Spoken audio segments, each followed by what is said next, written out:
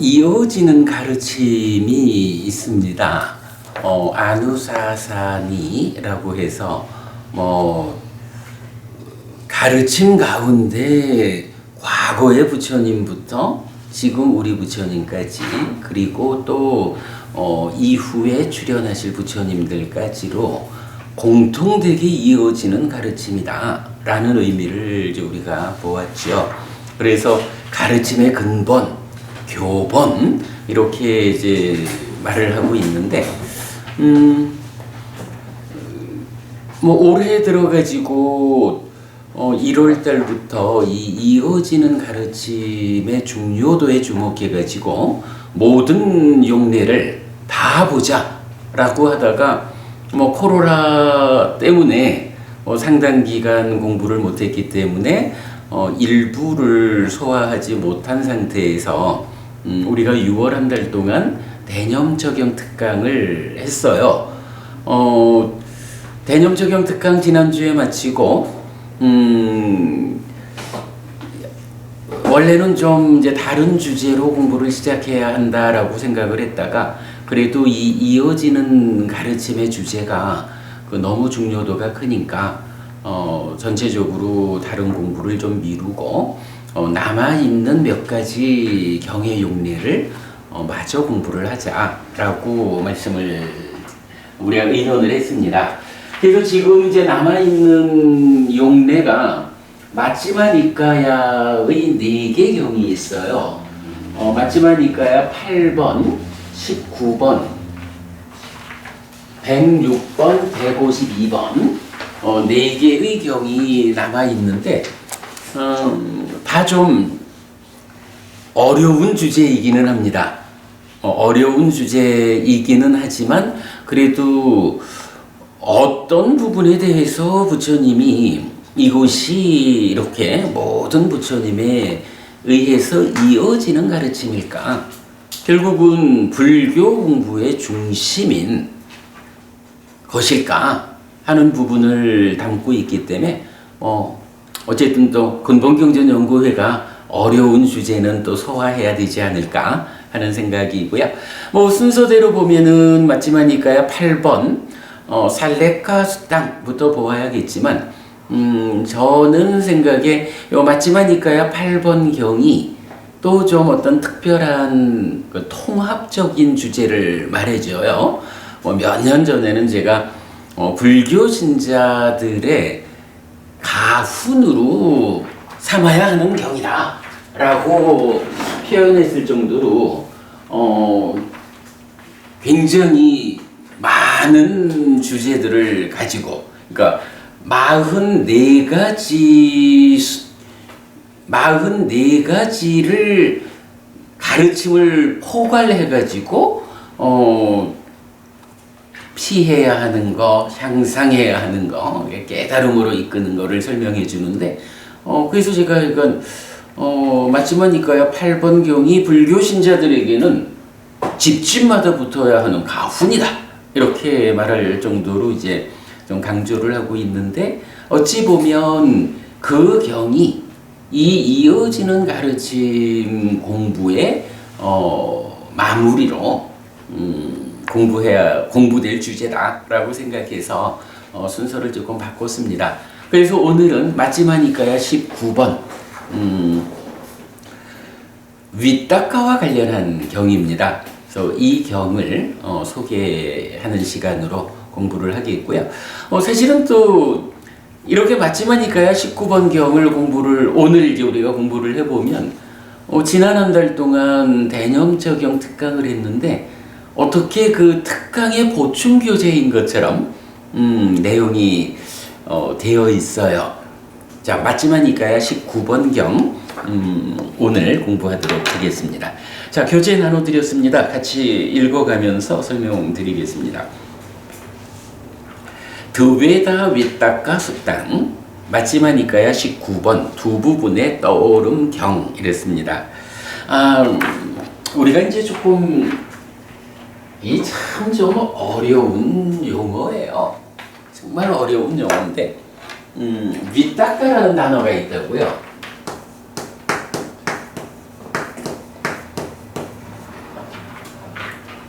위탁가.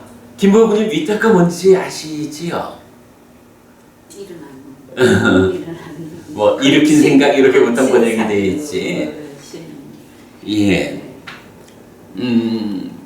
몇 년 전인가 제가 그때 이제 그 우리 제가 소속된 교단의 선배 스님들하고 대화를 하면서 아 스님 위탁가가 무엇입니까?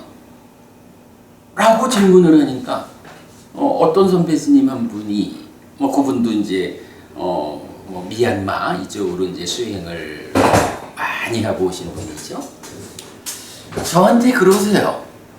해피 스님 수행을 좀 해보면 위탁가가 무엇인지 직접 알게 됩니다. 라고 말씀을 하셔요. 그래서 제가 예수님 뭐 제가 뭐 사실 수행 잘 못합니다.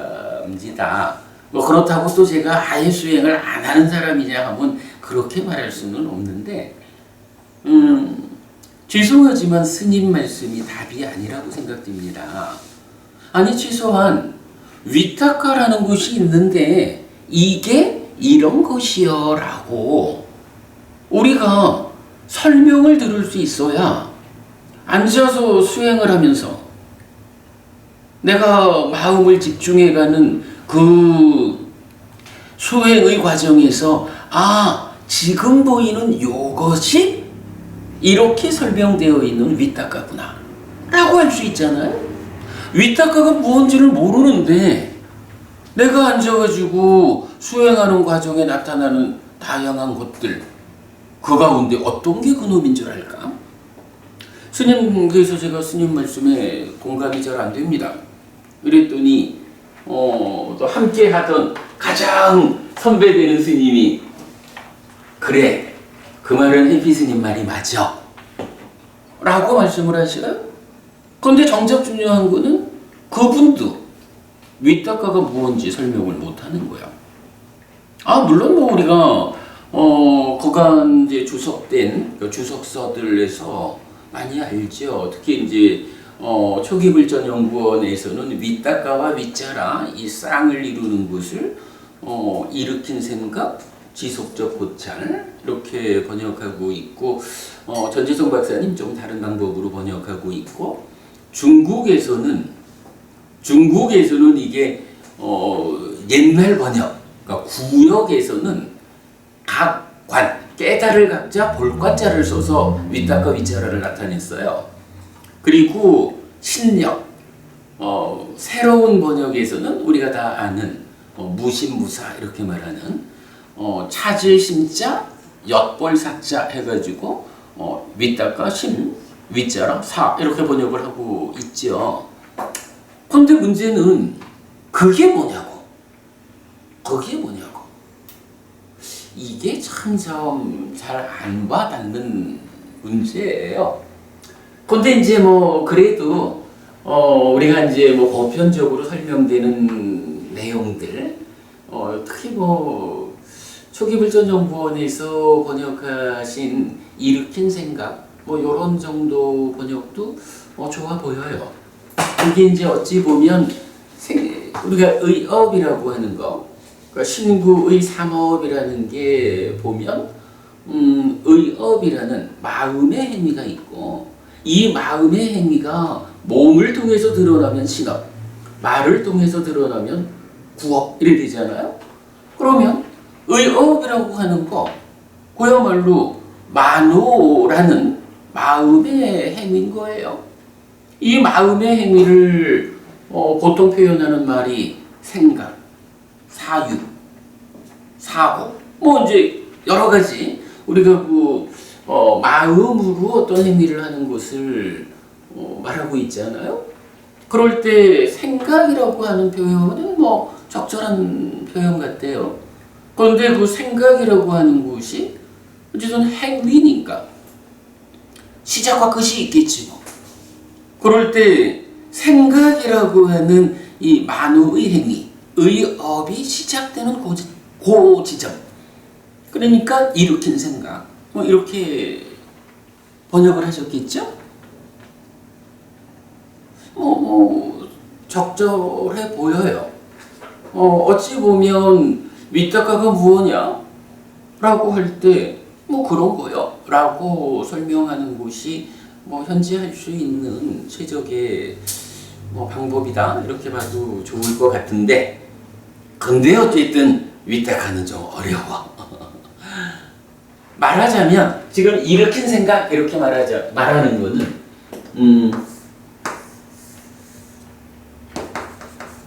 의업이 있는 거예요. 이 의업이 몸으로 나타나면 신업 이래 되고 말로 나타나면 구업 이래 되는 거잖아요. 그런데 이제 이 의업이라고 하는 것을 뭐 생각 이렇게 말을 하자면 그냥 한순간 딱 생각되는 건 아닐 테니까 이런 어떤 이제 범위를 가지고 생각이라는 것이 있겠죠. 그럴 때 의업, 생각의 출발자리 이런 표현이 적절하겠죠. 그러니까 초기불전연구원에서 일으킨 생각이 일어난 그 자리. 제 생각에도 적절하다 생각은 됩니다. 이제 이렇게 우리가 볼 수 있는데, 그런데 단어라고 하는 거는, 용어라는 것은 다 그래도 어떤 법운임 이러면은 법으로서 함께하는 법들 이렇게 이제 법이라는 말도 왜 법우가 우리가 이렇게 함께 공부하면 법운임 이렇게 부르나요? 우리가 법을 매개로 친구가 되어 있으니까 법우 이렇게 되잖아요.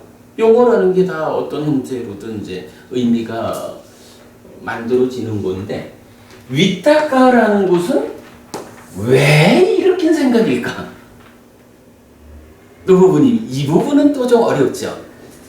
위탁가라는 이 말이 왜 이럴까? 그런 부분을 좀 봐야 되는데, 하여간 좀 어려워요. 근데 이제 이 위탁가를 예를 들어서 법우 이러면은 법이라는 말과 우라는 말로 해체해서 볼 수 있듯이 위탁가 이 말도 사실은 해체가 가능하죠. 그러니까 이게 그냥 아버지라는 또는 사랑 이런 어떤 그 더 이상 나뉘어지지 않는 고유한 어떤 단어라면 그냥 그 말이 그런 말 거여 이렇게 하면 되지만, 위탁가라는 말은 일단 요런 상태로 좀 그 해체를 해볼 수가 있겠죠. 이때 닦아라는 말을 하고 위 이래 되는데, 위라는 말은 이게 이제 대표적으로 두 가지 의미를 갖는 접두사잖아요.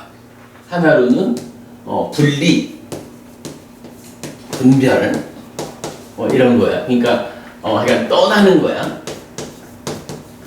또 하나는 윗바사나 이럴 때 뭐죠? 보는데 잘 보는 이래가지고 잘이라는 의미를 또 위는 갖는다고요. 이러니까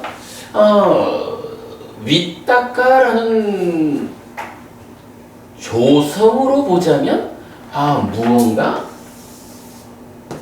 떠난다라는 의미를 닦아라는 말에다가 붙인 건가 보다. 이렇게 생각해 볼 수도 있어요. 그렇다면 이게 의업이라는 그 출발자리를 지칭하면서 닦아라는 어떤 것이 있는데, 그 닦아라는 것으로부터 떠나는 거예요. 요렇게 만약 이해를 할 수 있다면, 닦아라고 하는 어떤 것이 있어가지고 그걸로부터 떠나는 것이 생각이 일어나는 거구나. 이렇게 좀 해석을 해볼 수도 있죠. 그렇다면 닦아라는 이 하나의 개념을 생각 앞에다가 의업 앞에다 놓고 생각이라는 것이 진행되기 이전의 단계로 닦아라는 것이 있다면, 그 닦아라는 곳으로부터 떠나서 의업이 시작되는 그 출발 자리를 닦아로부터의 떠남 해서 위 닦아 요렇게 표현을 했다. 이렇게 좀 이해를 해볼 수도 있죠.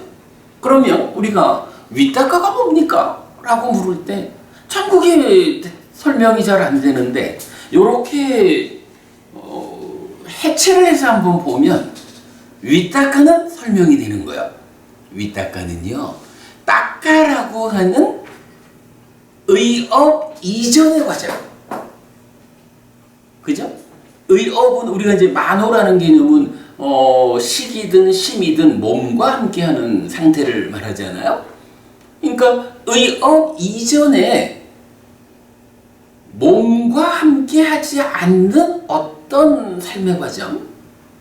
그러니까 마음이, 물론 마음은 몸을 떠날 수는 없죠. 떠날 수는 없지만 작용의 측면에서 늘 인식과 행위의 양면을 몸과 함께 한다라고 우리가 알고 있는데, 만약에 이 몸과 함께하는 의업, 이 행위의 앞에 어떤 과정이 전제가 된다라고 하면 어쩌면 몸과 함께하지 않은 마음 혼자 작용하는 그런 영역이 있을까? 모르지만 하여간 이제 그렇게 그냥 접근을 해보면 윗닦아가 뭔지를 모른다라는 상태가 윗닦아는 이제 알게 되는 거예요. 윗닦아는 닦아라고 하는 그 어떤 이전의 상태로부터 떠나는 거예요. 몸과 함께한 생각, 사유가 시작되는 거예요. 이렇게 하면 윗닦아를 아는 거라고. 윗닦아를 그렇게 알면 수행의 과정에서 쭉 좀 더 내면으로 접근을 하면서 요 자리, 요거 윗닦아구나 라고 볼 수가 있다고.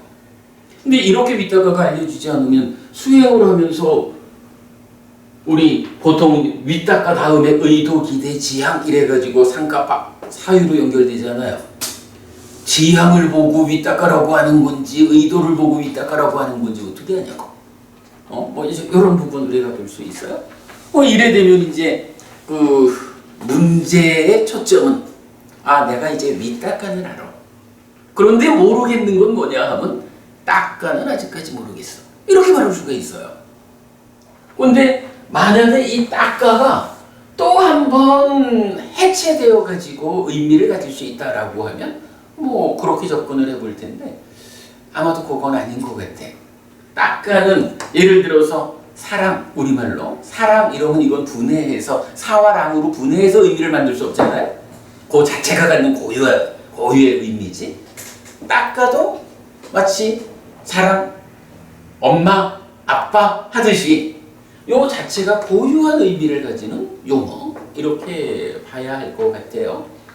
사실은 이제 요 얘기는 다음 주 목요일 날 우리 이제 마음 특강의 출발을 요 주제로 시작해 보려고 제가 궁리를 하는 건데 오늘 이제 어머님들한테 먼저 소개를 하는 거예요.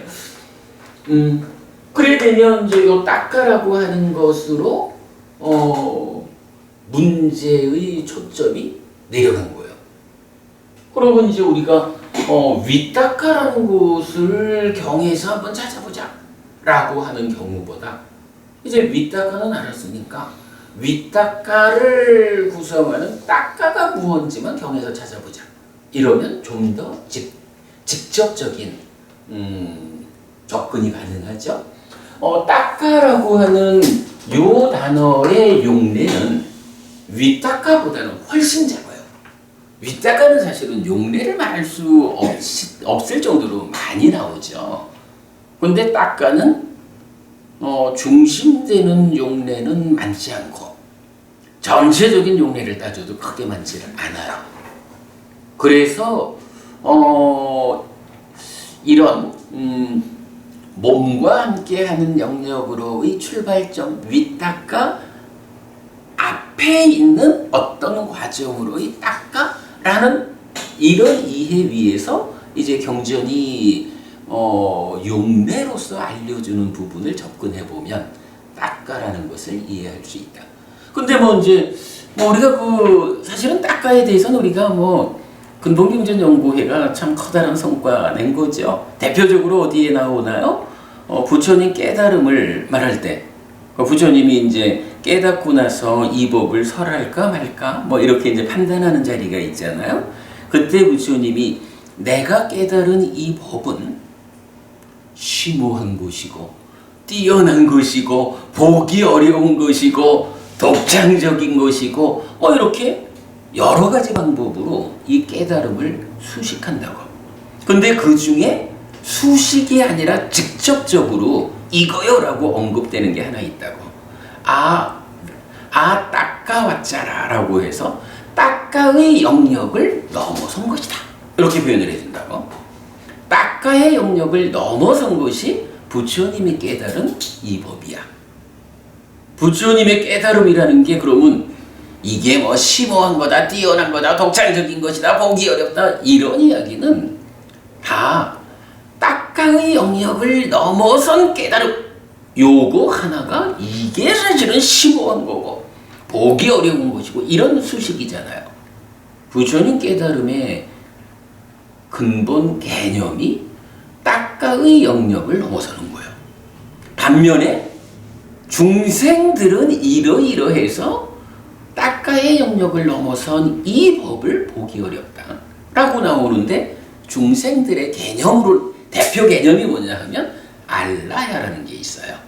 이 알라야라는 것이 보통은 집착 이렇게 이제 번역이 되고 또 대표적으로 유식에서 말하는 아레야식이 이 알라야에다가 윈냐나를 붙여서 알라야 윈냐나 이렇게 썼는데 경의 입장에서는 전혀 불가한 얘기죠. 그래서 이제 이게 이런 딱가라는 개념과 대응하는 것으로의 알라야 이렇게 보면 알라야는 상이다. 상이 병들어 있는 번뇌를 지칭하는 것이 알라야다. 그래서 이거는 집착이 아니고 집착의 경향이다. 우리가 이제 이렇게 해석을 하잖아요. 근데 그렇게 알라야라는 것을 특징 지어가지고 우리가 의미를 해석할 수 있게 되죠. 그 이야기가 다음 주 목요일 날 마음특강에서 좀 자세히 설명을 해보려고 그래요. 그래서 지금 준비 중인데 일단은 이제 오늘 우리가 마지막이니까야 19번을 통해서 밑닦아 이야기를 이제 좀 봐야 되니까 우선 요런 부분으로 밑닦아를 접근해 보자 라고 제가 좀 맛만 보여드렸어요. 이 부분이 요 아주 흥미있는 주제죠. 굉장히 흥미있는 거죠. 하여간 제가 다음 주 목요일 날은 요와 관련해서 좀 가능한 한 이야기를 좀 해보려고 그래요. 그런데 이제 요렇게 해가지고 딱가라는 개념이 먼저 서야 딱가라는 개념이 서야 사실은 우리가 삶의 메커니즘을 그려낼 수 있잖아. 삶의 메커니즘 시작이 어떻게 돼요? 산다는 것이 인식과 행위다. 그런데 이 두 가지는 순환적으로 연결되어 있다. 행위를 싣고 인식에 전달하는 것이 찬다, 관심다. 요거 행위 상태를 들춰 가서 전달만 해준다. 그거죠. 인식도 행위로 전달이 된다. 근데 이때 찬다처럼 들쳐 가서 내려놓아주는 전달만 해주는 것이 아니다. 인식은 가공을 거쳐가지고 행위에 전달이 된다. 그래서 이 가공 과정의 결과로 가래가 생겨나고 자기화된다. 그래서 이 가공 과정을 부르기를 우리가 이름을 붙이기를 가래의 형성 또는 자기화 과정 이렇게 표현을 했죠. 그런데 이 가공 과정을 지칭하는 용어가 무엇이냐? 이게 딱가다. 이런 개념을 우리가 세우고 있잖아요. 딱가라는 것이 이렇게 딱가로부터 떠나는 것으로의 밑딱가가 의미하는 바가 이거다. 이렇게 구체적으로 설명될 수 있어야 우리가 삶의 메커니즘의 출발점이 인식과 행위의 순환적 연결관계, 여기에서 닦아라고 하는 가공과정. 근데 여기에 중요하게 심이 있고 탐진치가 있고 다 들어있잖아요. 그죠? 여기에서 그러니까 부처님은 이 닦아라고 하는 중생에게는 번뇌의 영향을 받는 영역이죠. 이 닦아에서 그러니까 닦아의 영역을 넘어서는 곳으로의 깨달음, 이렇게 말하는 게 뭐예요? 번뇌의 영역을 받는 닦아라는 이 영역에서 번뇌를 부숨으로써 중생이라는 닦아라고 하는 중생의 상태를 지칭하는 그 영역을 넘어섰다. 달리 말하면 유위의 삶을 극복하고 무위의 삶을 실현하는 이것이 깨달음이다. 뭐 이런 이야기가 전반적으로 되잖아요. 닦아라고 하는 개념이 뭐 워낙이 사실은 이제 그동안 불교 안에서 이 개념이 찾아지지 않았다가 근본경전연구회가 이 일을 했죠. 근데 닦아라는 개념이 찾아짐으로써 불교는 전혀 새롭고 그야말로 부처님 살아서 직접 설한 가르침에 의해서 불교를 부처님에게로 되돌리는 불사가 시작되는 거죠. 너무 오랜 세월을 선배 스님들의 해석에 의지해서 오다 보니까 경이 알려주는 이런 내용을 우리가 잊고 있었던 거죠. 예, 아무튼 윗닦아, 닦아라는 개념을 이제 이렇게 생각을 해봤어요. 그런데 한 가지를 더 말해야 되는구나. 이제 이렇게 이제 닦아라는 개념에서 떠나는 것으로의 윗닦아라는 개념이 있는데 이제 나중에 우리가 삶의 메커니즘에서 보겠지만 이 닦아라고 하는 가공 과정의 끝에 뭐가 있죠? 요 끝에 난디라는 것이 있어요. 요거 우리가 이제 소망이라고 번역을 했는데 이 난디, 이 소망이 어떤 특징을 갖는 거냐 하면 경은 난디가 윗닦아를 단말음도 부분이 요 기억하시나요? 난디가 윗닦아를 관리한다 또는 경영한다 이런 말이 나와요. 그러니까 이 닦아라고 하는 몸과 함께하는 영역으로 그러니까 몸과 함께하는 영역 이전의 상태의 끝에 난디라는 것이 있는데 이 난디가 윗닦아를 관리한다, 경영한다. 그래서 이거는 생각을 일으킨다라고 말해도 되지만 이런 닦아라고 하는 내면의 영역에서 어떤 과정을 거쳐가지고 이 가공의 과정 끝에 그 결과로 무언가가 떠오르는 것이에요. 떠오른 이런 개념으로 이제 윗닦아를 이해할 수가 있는데 작년인가 재작년인가 그 시현 스님인가 그래요? 그 스님이 대승은 끝났다라는 책을 쓴 게 있어요. 기억하실지 몰라. 그 책에 보면 이 스님이 윗닦아를 특별하게 번역을 하셨더라고. 윗닦아를 시현 스님 그분이 떠올림이라고 번역을 하셨어요. 그러니까 이거는 생각을 떠올리는 거야. 출발시키는 거야. 이런 얘기하고. 일으킨 생각보다 제가 볼 때는 훨씬 더 윗닦아의 실체를 표현해 주는 것 같아. 그런데 여기에 우리가 100% 동의는 못해요. 왜 100% 동의를 못하냐 하면 문제는 윗닦아라고 하는 것이 내 마음이 예를 들어 가래라고 하는 마음이 윗닦아 하자 이렇게 내가 떠올려야지 라는 능동적인 어떤 진행 상태를 보일 수가 없어요. 왜냐하면 마음의 전 단계에 난디라는 것이 있어서 이 난디라는 것이 몸과 함께한 이 마음 상태 이전에 작용을 해가지고 떠오르게 만들어주는 거예요. 위탁가는 내가 이런 생각을 떠올려야겠다, 요렇게 접근할 수 있는 게 아니라 나라고 하는 요 자기와 나라는 개념이 만들어지기 전에 그 이전의 과정에 있는 것이 생각을 관리해, 경영해. 그래서 이 생각, 의업의 출발 자리를 떠오르게 해주는 거예요. 달리 말하면 자기화된 내가 이런 생각을 떠올려야겠다, 이렇게 하는 게 아니고 자기화 이전의 과정에 의해서 생각의 출발 자리가 떠올라지는 거예요.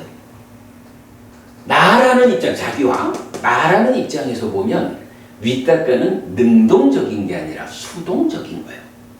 수동적인 거예요. 그래서 저는 그 시현 스님 그분이 떠올림이라고 번역하신 건 참 훌륭하다, 획기적이다 생각은 하는데, 그러나 이런 메커니즘적 접근에 의하면 떠올림이라는 번역보다는 수동적인 의미를 담아서 떠오름, 내가 떠올리는 게 아니야, 이런 조건에 의해서 떠올라지는 거예요. 떠오름이라는 의미를 이제 제가 적용을 했죠. 그런데 무엇이 떠오르는가? 생각이 떠오르잖아. 뭐 바닷속에서 거북이가 떠오르는 이런 얘기 아니거든요. 삶의 과정에서 생각이 떠오르는 거예요.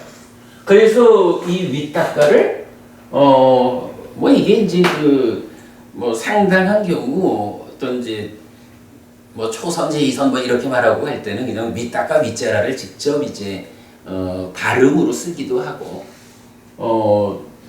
나머지에서는 우리는 생각 떠오름이라는 말로 위탁가를 그러니까 직접 번역하고 있어요. 그런데 이제 이게 참 번역하기가 어려워. 이제 이런 생각 떠오름이 생긴다, 이런 표현이 있어요. 생각의 떠오름이 생긴다. 요거 그렇게 번역하면 되게 어색한 거예요. 그럴 땐 어떻게 해야 되나요? 생각이 떠오른다. 생각 떠오름이 생겼다, 일어났다라고 하는 거는 표현을 바꾸면 그 생각이 떠오르는 거예요. 생각이 떠올랐다, 이렇게 번역하는 게 우리말에 좀 더 맞죠. 그런 부분, 요런 내용을 담아가지고 번역을 했어요. 그래서 여기에서는 이제 위탁가가 생각 떠오름 이렇게 직접 번역이 되기도 하고, 중간에 가서는 위탁가 위자라라고 음력된 자리도 있고, 또는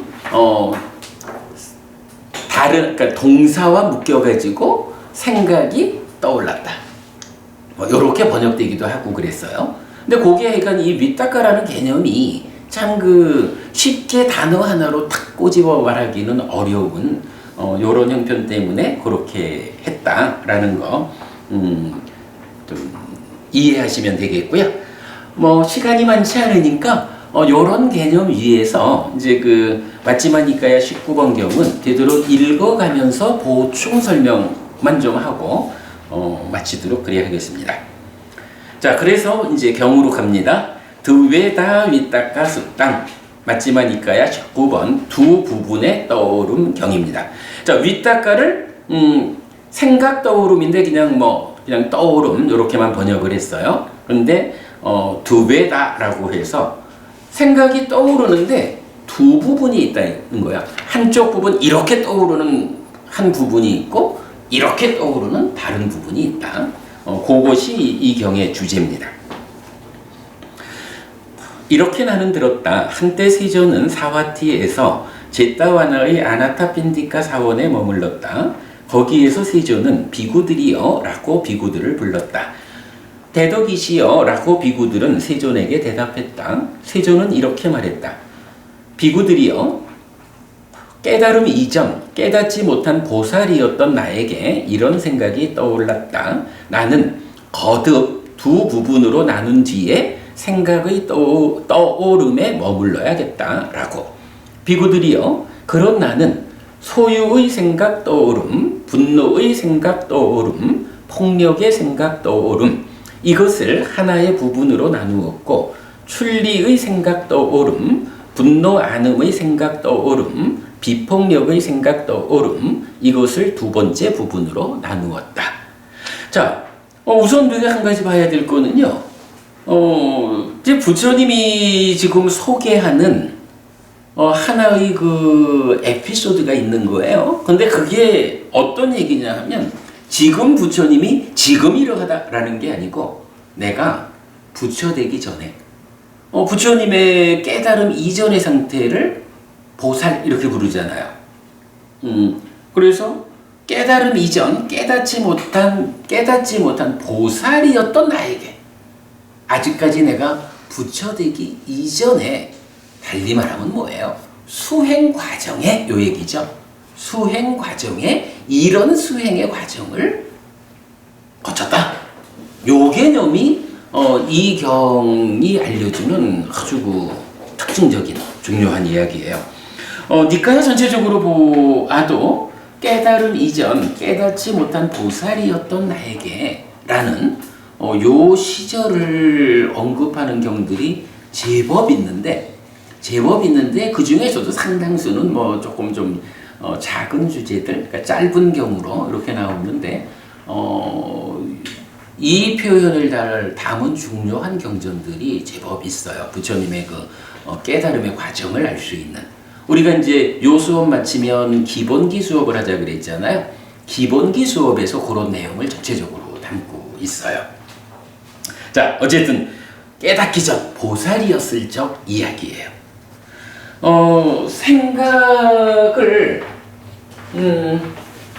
생각이 떠오르는 건데, 이 떠오르는 것이 두 가지 방향성을 가지고 떠오른다라는 거죠. 그걸 구분했다라는 거예요. 이 밑닦아가 두 가지 부류가 있더라. 하나는 소유의 밑닦아, 까마 밑닦아.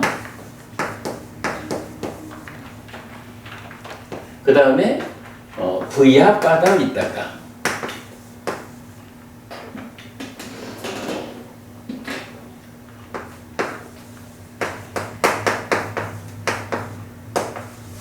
그리고 위흥사 밑닦아.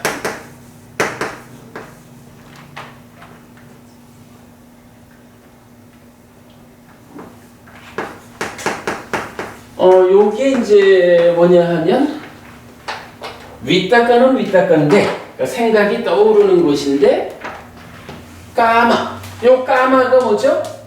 욕계 중생 말하는 요 욕자잖아요. 그래서 우리 요거 소유의 밑닦아, 소유의 생각 떠오름, 이렇게 했고, 부야바다라는 말은 이게 이제 원래 간탐진해라고 말할 때 진해거든요. 그런데 우리가 이제 진해는 거슬린 심을 가지고 거친 사유를 한다. 다 죽어버렸으면 뭐 이렇게 이제 그 악업에서 진해가 설명이 되거든요. 그런데 이제 경들은 많은 경우에 특히 이제 요런 가르침에서 보면 진해라고 하는 그 부분을 부야바다하고 위행사하고 두 개로 나누어서 해체해가지고 설명해 주는 경우가 많아요. 아직까지 내가 정확히 모르겠는데 하여간 그런 것 같아요. 진해라는 것이 거슬린 심을 가졌다, 거친 사유를 한다 해가지고 살아있는 생명들 다 죽어버려라, 뭐 이제 이런 그런 이제 악한 사유를 하는 게 진해 이렇게 나오는데, 그거 보면은 이건 거슬리는 심이라고 하는 거, 거친 사유라고 하는 거, 이렇게 두 가지로 구성이 되죠.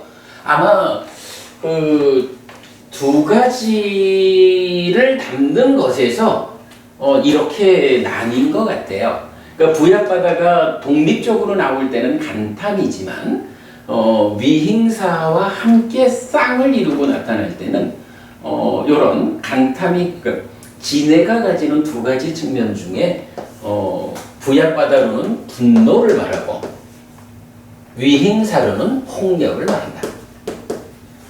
그러니까 거슬린 심을 가졌다. 요게 화나는 마음 상태야.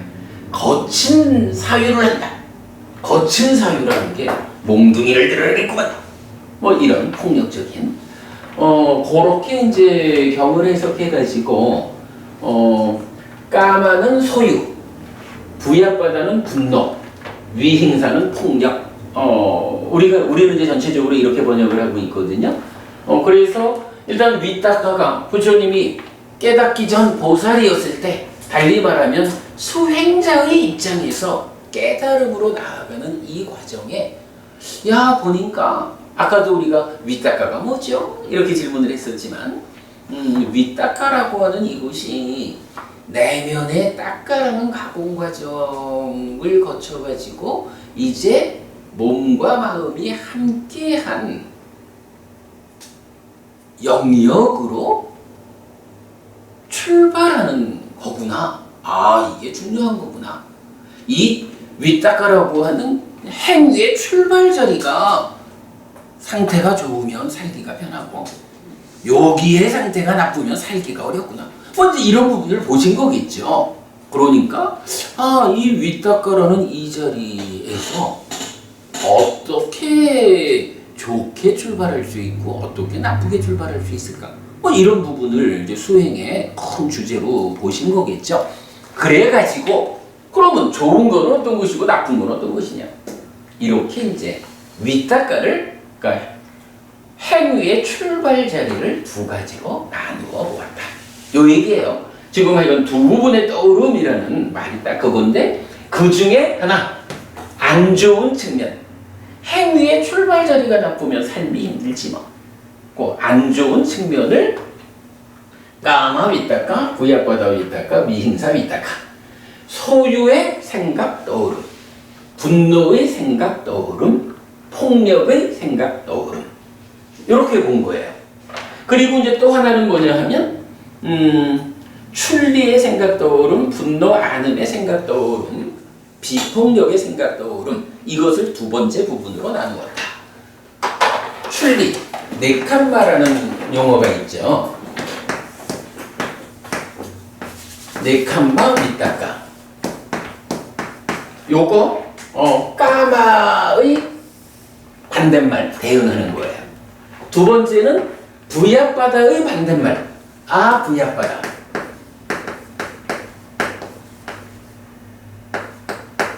그리고 그러니까 이거는 부약바다와 부약바다의 대응이고, 그 다음에 위행사에 대응하는 거 위행사.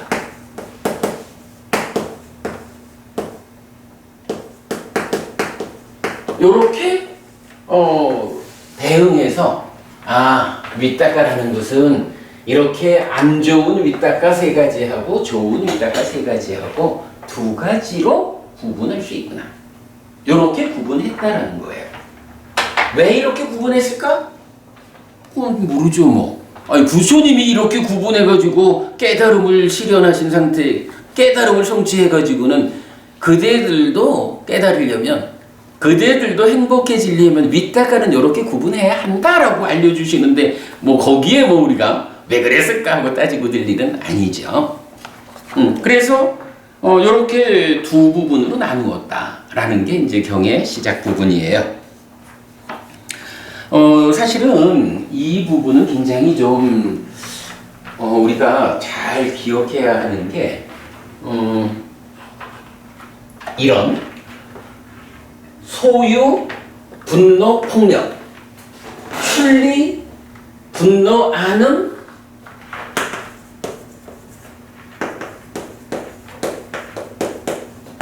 그리고 폭력의 반대말이니까 요거 어떻게 쓰면 돼요?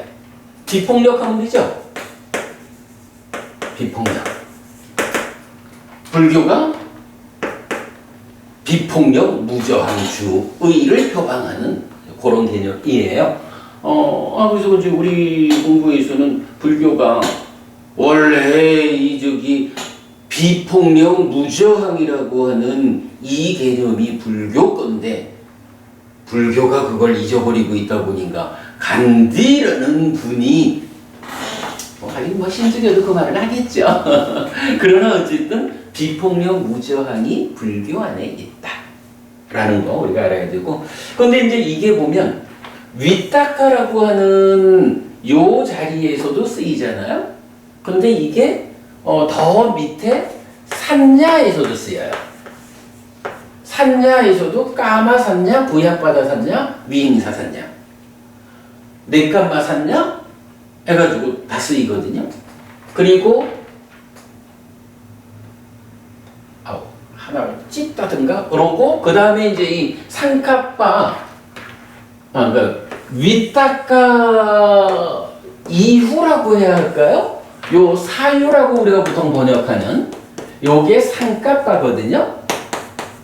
상카빠에 대해서도 까마 상카빠, 부야바다 상카빠, 미행사 상카빠 해가지고 말하자면 우리 삶의 저 깊은 곳에서부터 마음을 거쳐가지고 위타카를 거쳐서 상카빠까지 이런 그 행위의 시작부터 구체적인 영역까지 이런 소유와 분노와 폭력, 출리와 분노, 안음과 비폭력 요런 구분이 적용되고 있거든요.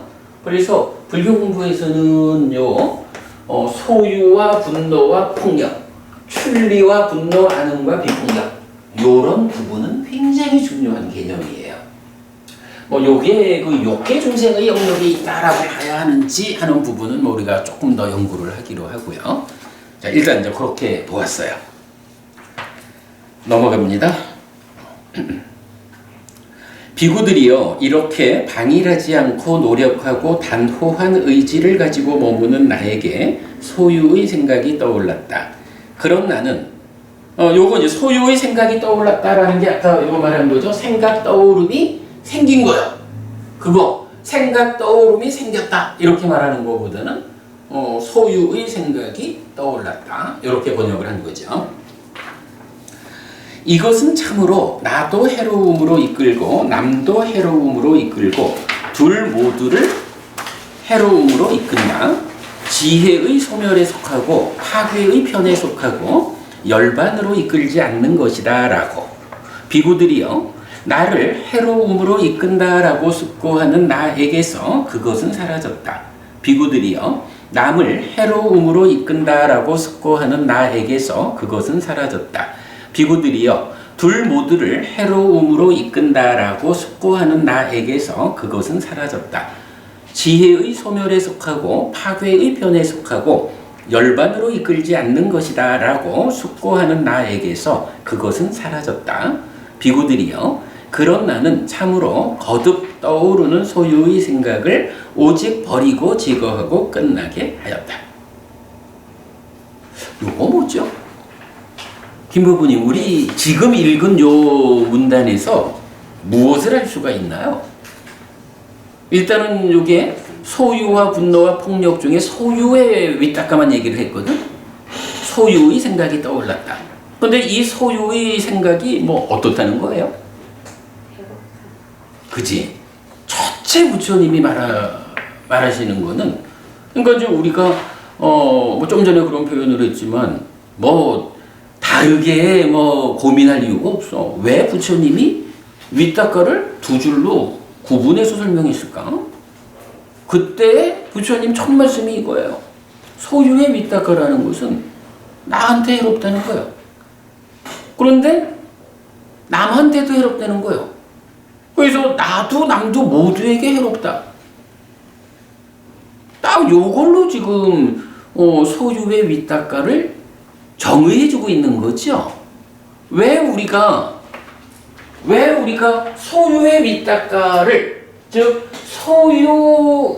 소유를 싫은 생각을 떠오르게 하지 않아야 하는가? 소유를 싫은 생각이 떠오르면 그걸로 인해서 나도 해롭고 남도 해롭고 모두 해로운 거예요. 이렇게 말하는 거죠.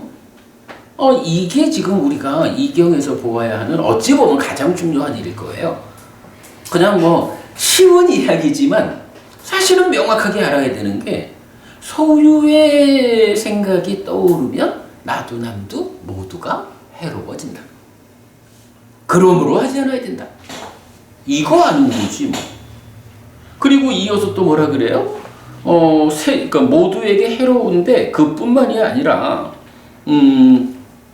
지혜의 소멸에 속한다. 이 소유의 생각이 떠오르면 지혜를 소멸시키는 것이다 이거야. 파괴의 편이야. 어쨌든 우리 삶의 다양한 관계를 파괴하겠죠. 그리고 이거는 궁극적으로 열반으로 이끌지 않아. 이런 거죠. 그러니까 어쨌든 여기서 표현했듯이 나쁜 거예요. 그죠? 나쁜 거예요. 왜 나쁘냐? 라고 하니까 나도 남도 모두에게 해롭고 지혜를 소멸시키고 파괴의 편에 있는 거고 열반으로 이끌지 않으니까 이건 나쁜 거예요. 라고. 그럼 우리가 그렇게 말할 수 있어요. 소유의 위탁가 어떤 건가요? 요거 딱 읽어주면 되지 뭐. 그죠? 그런데 여기에서 또 기막힌 게 하나 나오죠. 부처님은 그 소유의 윗닦아가 일어났을 때 어떻게 했다는 거예요? 그러니까 소유의 생각이 떠올랐어. 어떻게 했어요? 버리고 제거하고. 아니지. 버리고 제거하고가 아니고 김보부님 말이 맞죠. 숙고했잖아. 이게 숙고한다라는 이게 말하자면 소유의 생각이 떠올라서 이런 나쁜 일들이 생기는 것에 대해서 어떻게 대응해야 합니까? 숙고하라. 어떻게 숙고합니까? 소유의 생각이 떠올랐는데 이 소유의 생각은 떠오르면 어떤 일이 생깁니까? 나를 해칩니다. 라고 숙고하는 거예요. 남을 해칩니다. 라고 숙고하고 모두를 해칩니다. 번뇌를 소멸시키는 거고 파괴하는 것이고 열반으로 이끌지 않는 것이라고 깊이 그 부분을 생각해 보완해야 합니다. 숙고해야 합니다. 이렇게 말하잖아요. 그렇게 숙고하면 어떻게 된 거예요? 숙고하니까 사라지는 거예요. 그죠? 그러니까 이게 참 보면 다행스러운 게 이런 소유의 위탁가가 그래도 우리 내적인 것이고 내적인 것들 번뇌요 탐진치요 이런 것들에 의해서 생겨나는 것이다 보니까 이게 그거 없애는데 다른 어떤 특별한 방법이 필요하지 않은 거예요. 그냥 내가 그거를 그런 줄 아는 거예요. 이건 나쁜 것이다 라고 알아가지고 떠오를 때마다 이건 나쁜 것이야 라고 숙고하는 이게 바로 그거를 없애는 방법이다 이거예요. 근데 만약 숙고는 뭐라고 한다는 빠띠 산책가띠라고 있어요. 그러니까 밑에서 네 번째. 네 번째인가요? 네. 그래. 빠띠 산책가또 이렇게 나오죠. 요 빠띠 산책가띠라고 해서 숙고라는 단어가 경에서 굉장히 중요하게 많이 나와요. 근데 하여간 이 숙고한다라는 게 말하자면 숙고하는 자체가 수행이에요. 그러잖아. 나쁜 거, 소유의 생각이 떠오르는 그거를 이렇게 이건 나쁜 놈이다 라고 그 정체를 알아가지고 숙고하는 힘으로 그게 사라지잖아. 숙고하는 자체가 수행이에요. 그렇게 봐야 돼요. 자, 그래가지고 그걸 어떻게 했다고요? 그런 나는 참으로 거듭 소유의 생각이 거듭 떠오르는데 떠오를 때마다 그것을 이렇게 숙고해가지고 그러니까 그렇게 대응하니까 오직 버리고 제거하고 끝나게 하였다. 숙고하는 힘을 통해서 버려지고 제거되고 끝났다. 이렇게 말하는 거죠. 이 자체가 사실은 굉장히 중요한 내용을 말해주고 있는 거예요. 예, 그렇게 보았어요. 그럼 이제 이어볼까요? 비구들이요, 이렇게 방일하지 않고 노력하고 단호한 의지를 가지고 머무는, 또 가지고가 빠졌네. 의지를 가지고 머무는 나에게 분노의 생각이 떠올랐다. 동일하게 반복되고요. 이어서 폭력의 생각이 떠올랐다. 그런 나는 이렇게 분명히 알았다. 나에게 이 폭력의 생각이 떠올랐다. 이것은 참으로 나도 해로움으로 이끌고 남도 해로움으로 이끌고 둘 모두도 해로움으로 이끈다. 지혜의 소멸에 속하고 파괴의 편에 속하고 열반으로 이끌지 않는 것이다 라고 비구들이여 나를 해로움으로 이끈다라고 숙고하는 나에게서 그것은 사라졌다. 비구들이여 남을 해로움으로 이끈다라고 숙고하는 나에게서 그것은 사라졌다. 비구들이여 둘 모두를 해로움으로 이끈다라고 숙고하는 나에게서 그것은 사라졌다. 지혜의 소멸에 속하고 파괴의 편에 속하고 열반으로 이끌지 않는 것이다 라고 숙고하는 나에게서 그것은 사라졌다. 비구들이여 그런 나는 참으로 거듭 떠오르는 폭력의 생각을 오직 버리고 제거하고 끝나게 하였다. 동일한 이야기가 까마 윗닦아 부야바다 윗닦아 위행사 윗닦아에 반복해서 적용되었죠. 그렇게 설명이 되었어요. 넘어갑니다. 비구들이요, 비구가 거듭해서 자주 계속해서 떠오르게 하고 계속해서 접근할 때 심의 성향이 된다. 자, 요 얘기만 한번 볼게요. 요게 제일 첫 번째 문장이거든요. 그러니까 2페이지 2페이지 가면 이제 그 제일 아래 문단에 얀야제와 비카웨 비쿠 바훌라 마누 위따케띠 아누 위짜레띠 따타 나띠 호띠 째따소 요 문장이거든요. 여기가 이제 아누 위따케띠 아누 위짜레띠 요건 우리가 아는 거죠. 계속해서 떠오르게 하자. 그리고 위짜라 우리가 접근한다 다가간다 요거죠. 대상에게로 계속해서 떠오르게 하고 계속해서 우리가 다가가는 요거를 바훌라 많이 자주 하는 거예요. 그런데 그때 따타 거듭 그렇게 하면 낫째따소라고 하는 게 이게 찢다 마음 심자의 소유격이에요. 그리고 나띠라는 단어가 나오거든. 이 나띠가 성향이라고 번역을 한 거예요. 그러니까 어떤 일에 대한 그러니까 경향하고 비슷한 거죠. 근데 이건 삼냐랑 다르게 나띠라는 단어를 썼어요. 그래서 이게 이렇게 자주 반복해서 계속해서 윗닦아하고 계속해서 윗자라 하면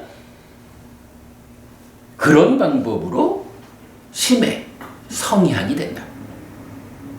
김법분이 우리 요 심의 성향이 된다 이런 부분은 어떤 측면으로 볼 수 있나요? 이런 측면 볼 수 있지 않나요? 행위가 오염된 행위, 즉 중생의 번뇌의 영향을 받는 행위는 두 가지 결과를 만들죠. 하나는 이 행위의 결과로 상이 잠재하고 하나는 식이 머물죠. 요게 이제 그 순환고리의 두 가지 되잖아요. 상이 잠재한다라는 게 뭐예요? 결국은 행위를 재현하려는 경향으로의 상이 잠재되는 거잖아. 이게 병든 거기 때문에 번뇌라고 부르잖아요. 그러니까 위타카 위짜라를 계속 소유, 분노, 폭력 이런 안 좋은 것으로 위타카 위짜라를 계속하는 거예요. 그런 생각을 계속 떠오르게 하는 거예요. 근데 위타카 위짜라도 뭐예요? 의업의 일부라고. 계속해서 생각을 떠오르게 하자. 생각이 떠오르면 그것으로 다가간다, 접근한다. 아누 위따케띠, 아누 위짜레띠. 이것도 말하자면 의업, 행위의 일부라고. 행위의 출발점이죠. 그러니까 행위가 안 좋은 행위를 한다는 건 뭐예요? 이게 그대로 번뇌의 영향을 받는 오염된 행위잖아.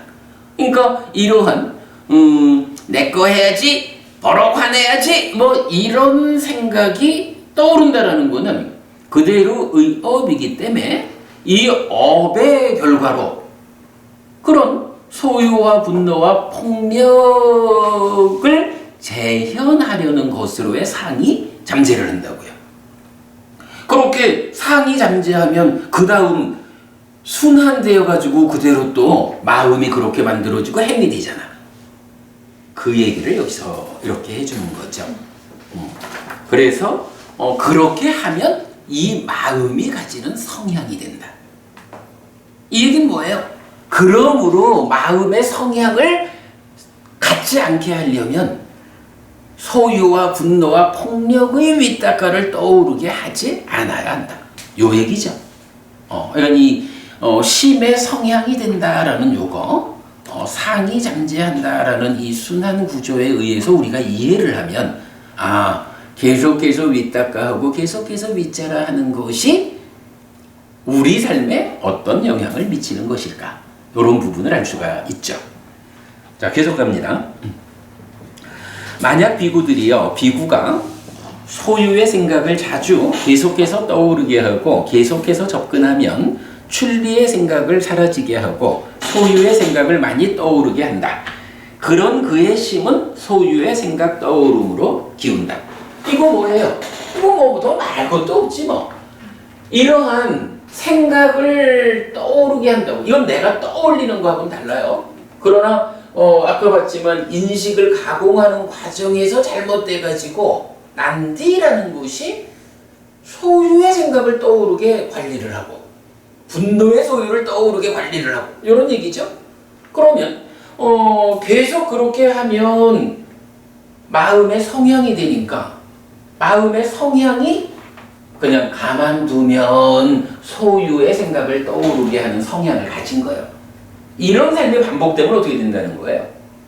마음이 까마라는 쪽으로 아예 그냥 성향 그쪽으로 굳어버리는 거지 뭐.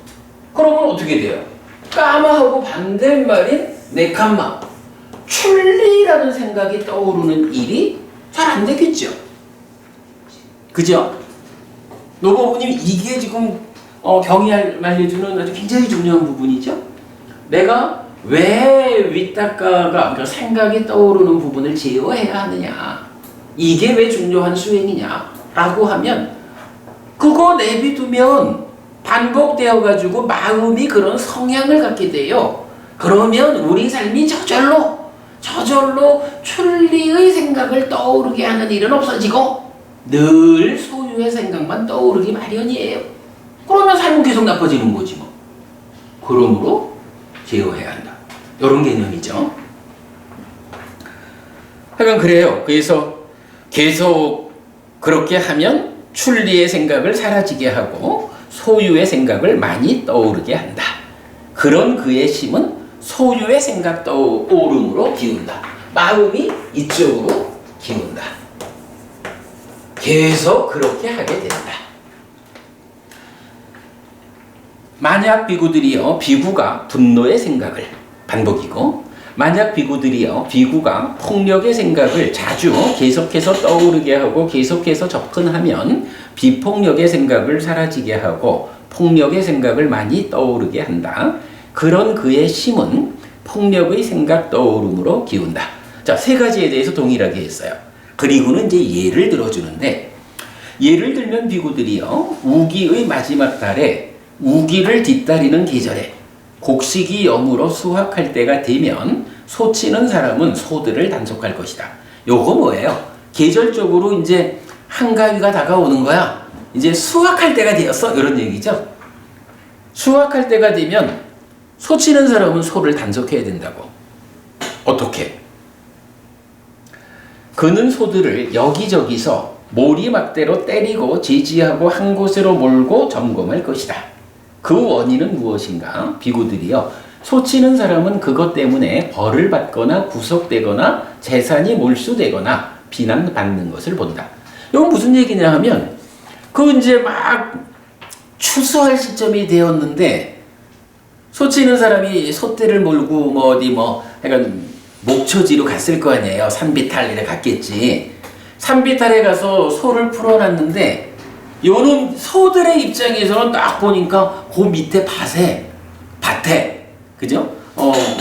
이 언덕 밑에 있는 밭에 먹을 게 가득 차 있잖아. 수확 한참 이제 추수철이 됐으니까. 그러니 소들이야 뭐 경제적으로 생각하나 뭐 먹을 게 있으니 가서 먹는 거죠. 근데 소가 남의 밭에 들어가서 그 수확거리를 먹는 일을 하면 어떻게 돼요? 이제 이 소치는 사람은 그렇게 말했잖아. 벌을 받거나 구속되거나 재산이 몰수되거나 비난받게 돼 있죠. 그러니까 소치는 사람은 그런 일은 있으면 안 되니까 어떻게 소들을 여기저기서 저놈이 내려가려고 하는구나 하면 쫓아가가지고 모리막대로 때려가지고 못 내려가게 하는 거야. 그래가지고 한 곳으로, 즉 밭으로 들어가지 않는 범위 한 곳으로 소들을 몰고 점검하는 거야. 그러니까 이렇게 해야 되는 거야. 아니, 내 안에서 소유의 사유가, 분노의 사유가, 폭력의 사유가 일어나면 요거 내비두면 딱 꼴이었던 꼴이에요. 수학기에 밭에 들어가지고 막 처먹어버리면 나는 큰일 나잖아. 그러니 못 들어가게 단속해야 되죠. 요 얘기를 하는 거죠. 예를 그렇게 들어준 거예요. 이처럼 비구들이요, 나는 해로운 법들의 위험과 태보와 오염을 보았고 출리에서 유익한 법들의 이익과 청정의 측면을 보았다. 이렇게 이제 소를 예를 들어 보니까 명확하게 드러났죠. 이런 까마 부약바다 위행사라고 하는 해로운 법들, 이러한 해로운 법들을 방치하면 소들이 밭에 들어가서 다 먹어치우면 나는 어떻게 되느냐? 이런 위험과 태보와 오염을 보았다. 그래가지고 어떻게 했느냐? 출리라고 하는 반대편에서, 그죠? 두 방향으로 나눈 거니까 반대 방향의 분류 쪽에 가서 출리에서 보니까 출리라는 거, 분노하는이라는 거, 비폭력이라는 거, 이러한 유익한 법들은 정말로 이익되고 청정한 거구나 라고 보았다. 이렇게 지금 설명하는 거죠. 자, 이렇게 그럼 여기까지를 보면 어떻게 돼요? 부처님이 깨닫기 이전 보살 수행자였을 때 수행의 한 과정으로 중요한 표현, 행위의 출발 자리에 해당하는 생각의 떠오름을 두 가지로 나누어 본 거예요. 그래가지고 소유와 분노와 폭력이라는 안 좋은 쪽으로 분류된 요걸 놓고 잘 보니까 나도 해치고 남도 해치고 둘 다 해치고 열반으로 이끌지 않는 거예요. 요거 다행히 숙고하니까, 깊이 생각하니까 그 힘으로 이게 없어졌어.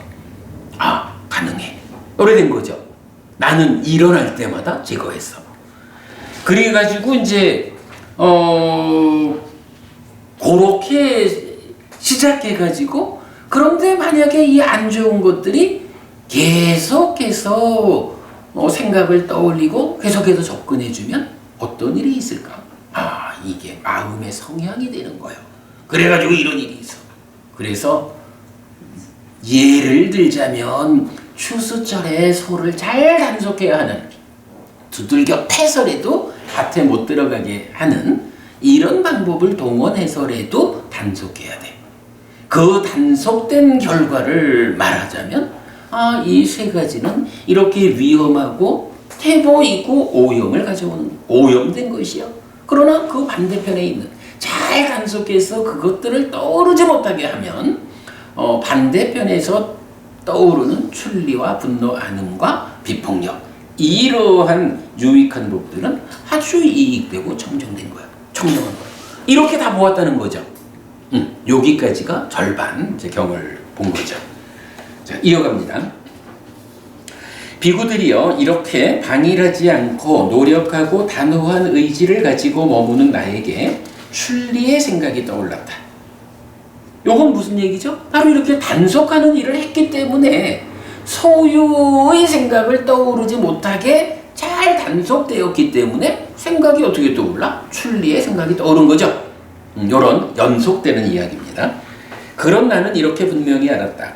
나에게 출리의 생각이 떠올랐다. 이것은 참으로 나도 해로움으로 이끌지 않고 남도 해로움으로 이끌지 않고 둘 모두도 해로움으로 이끌지 않는다. 지혜의 증대에 속하고 생산의 편에 속하고 열반으로 이끄는 것이다 라고 반대되는 거니까 그대로 본 거죠. 비구들이요, 밤 동안에 그것을 계속해서 떠오르게 하고 계속해서 접근하더라도 그것으로 인해 나는 두려움을 관찰할 수 없다. 내가 이거 어디 메모해 놓은 게 있는데 혹시 법부님들 받으신 중에 제 메모가 좀 있는 게 있나요? 저하고 바꿉시다. 내가 그거를 내가 본다고 했는데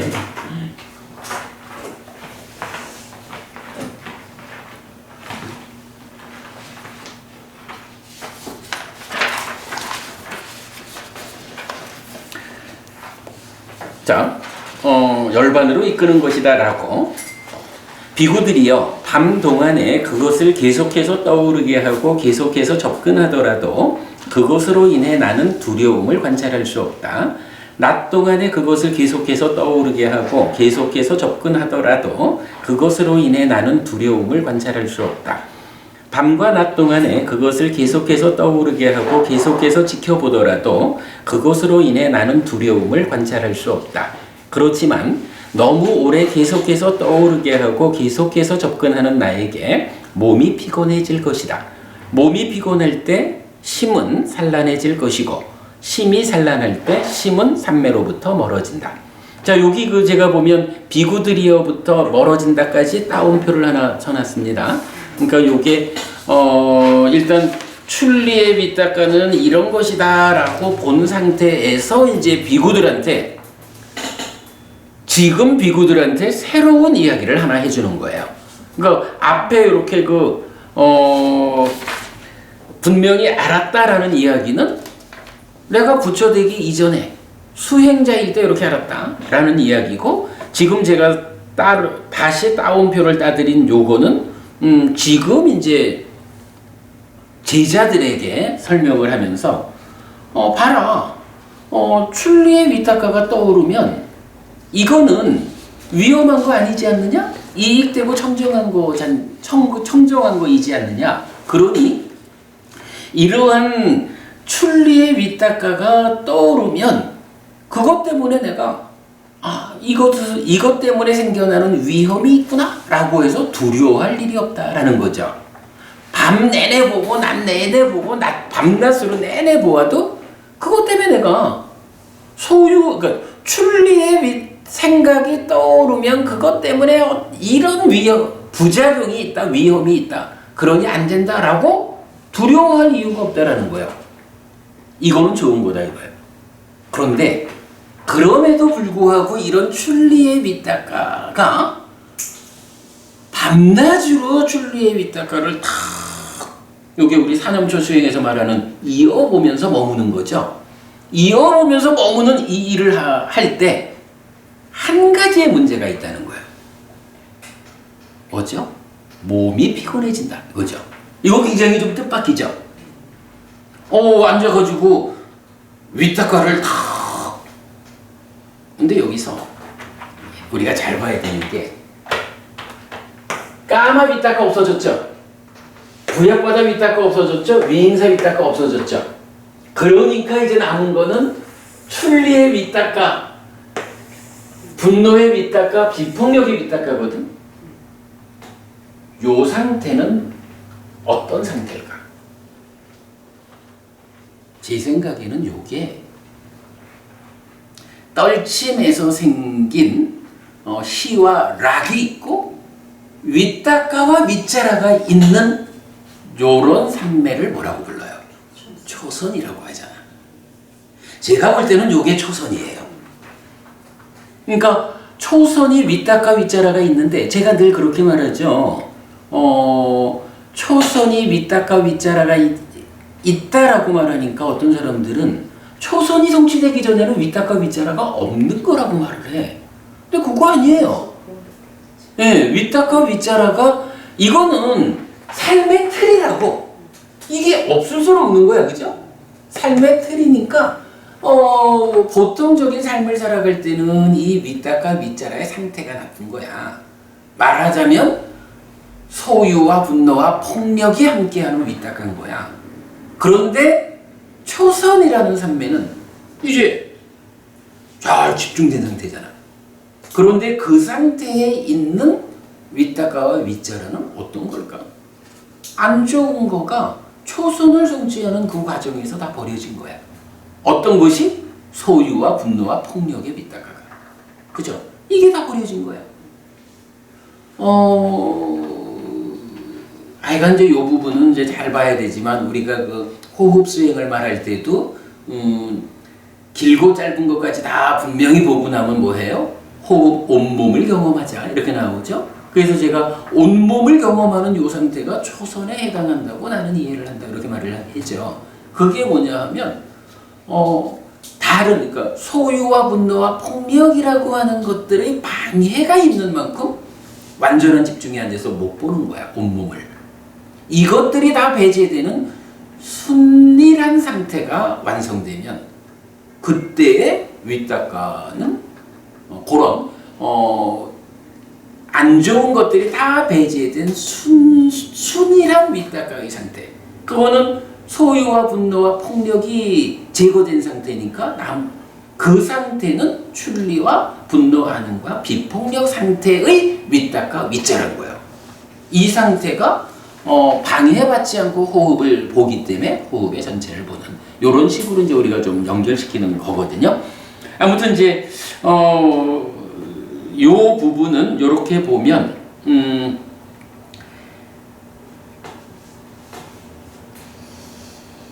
그러니까 소유와 분노와 폭력의 생각의 떠오름을 해소하고 나면 그러한 상태는 바로 이렇게 출리와 분노하는과 비폭력의 윗다가 윗자락의 상태고 초선에서 말하는 떨침, 소유를 떨치고 분노를 떨치고 폭력을 떨쳤잖아. 이렇게 떨친 상태에서 존재하는 순일한 윗다가 윗자라라고. 이전에 윗다가 윗자라가 없는 거 아니다 이거예요. 이제 그런 개념으로 우리가 이제 접근을 해보면 지금 요 단락에서 설명되는 상태가 초선이다. 그래서 초선의 상태에서 어떻게 하는 거예요? 윗다가 윗자라가 있는 거니까 계속 윗다가 윗자라를 지금 윗다가 윗자라를 그러니까 생각을 떠오르게 하고 그리 접근하는 요 윗다가 윗자라가 함께한 초선의 상태를 수행 상태에서 진행하고 있는 거죠. 그런데 그럴 때 지금 어떤 문제가 있느냐 하니 다 해결이 된 것 같지만 사실은 계속 그 자리에 집중해가지고 생각을 떠오르게 하고 떠오른 그 상태로 다가가고 요 일을 반복하는 것이 이건 부처님의 설명인 거예요. 수행자들이 이 부분은 검증을 해야 되죠. 몸이 피곤해진다 이렇게 말하는 거죠. 몸이 피곤해지면 어떻게 되나? 사실은 이제 우리가 삼매가는 과정을 어떻게 말해요? 잘 집중되면 잘 자거하면 개발된 느낌이 일어나잖아요. 환희하고 희열이 생기고 의가 희열하면 몸이 진정되고 심이 진정되잖아.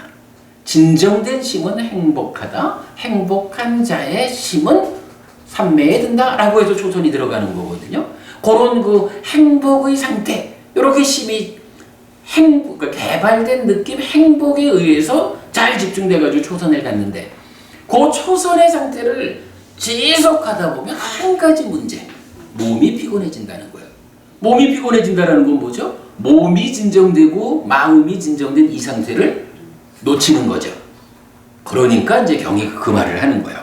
몸이 피곤하면, 즉 몸이 진정된 상태를 잃으면 마음이 진정되지 못해 산란해지는 거예요. 그 상황을 지금 설명해주고 있죠. 그래서 몸이 피곤할 때 심은 산란해질 것이고 심이 산란할 때 심은 삼매로부터 멀어진다. 그러니까 지금 말하는 요 상태가 초선이라는 삼매인 거야.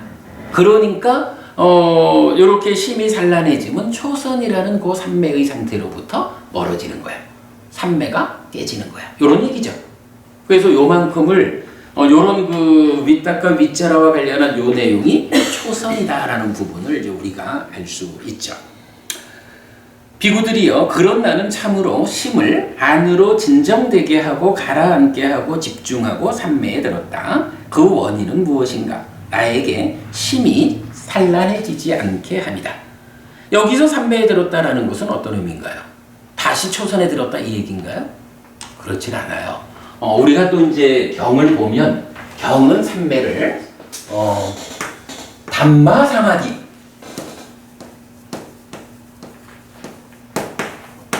그리고 찌따 사마디 두 가지로 구분을 해요. 담마 사마디라는 건 뭐냐면 담마는 대상이잖아. 대상이라고 하는 것이 뭘 말해요? 그 대상을 상대로 위따가 생각을 생각을 떠오르게 하고 위자라 하는 거잖아. 초선이라고 하는 요 상태는 위따가 위자라로 대표되는 대상을 갖고 있는 거예요.